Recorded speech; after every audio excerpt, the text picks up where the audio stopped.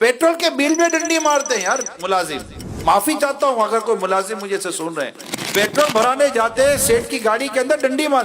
Petrol pump वालों से इनकी सेटिंग हुई होती है। पेट्रोल पंप वाला पूरा बिल बना कर देता है और वो पूरे पैसे लेते हैं, लेकिन डंडी मारी है। पेट्रोल पंप पर मौजूद जो पेट्रोल भरने वाले होते हैं वो भी खा रहे होते हैं, और जो ये मुलाजिम होता है ये भी खा रहा होता है। परचेजर डंडी मारते हैं, खरीदते किसी और दाम में, बता दे किसी और दाम में, जो बेचता है और ये जो खरीद रहे दोनों की सेटिंग होती है, और सेठ को डंडी मार रहे होते हैं, सेठ को धोखा दे रहे होते हैं। ऐसे ऐसे सेल्समैन आपको मिलेंगे, अजीब और गरीब किस्म की, झूठ भी बोलते हैं।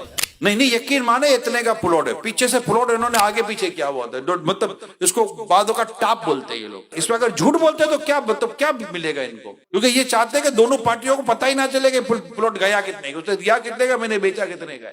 कमीशन अलग खा लेंगे और दीगर चीज अलग कर लेंगे। ऐसे इतनी अजीब और गरीब किस्म की बेईमानियां करते हैं।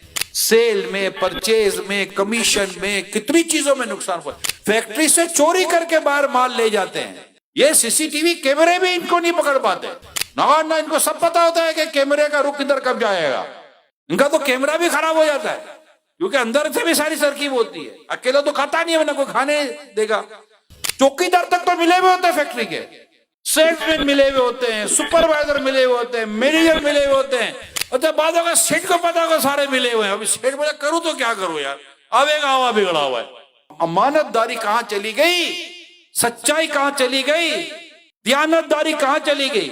हदीस पाक में आता है जो अमानतदार नहीं इसका कोई दीन नहीं। अच्छा ऐसे जो भी ये कर रहे होते हैं, आखिर कर करके क्या कर लिया।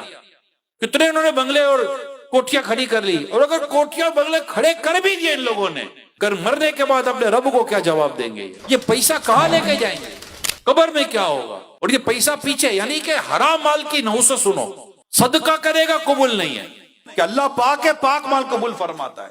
खर्च करेगा बरकत नहीं है, और छोड़ के मरा तो अज़ाब कब्र का बाइस बनेगा। एक खैर का पहलू भी नहीं हराम की रोजी में, एक खैर का पहलू। और खुद अब उसका अपना फेलियर अलग, इसको फिर को बिठाने और खिलाने पिलाने के तैयार नहीं। अरे ऐसो को बाद होगा दवा में शिफा भी नहीं मिलती, जैसे आता है वैसा चला जाता है, बीमारियां तक दूर नहीं होती बेचारों की। रहम आता है इन लोगों के ऊपर। ये मतलब क्यों कर रहे होते हैं ऐसे। अल्लाह पाक आपको मुझे हराम रोजी से बचाए।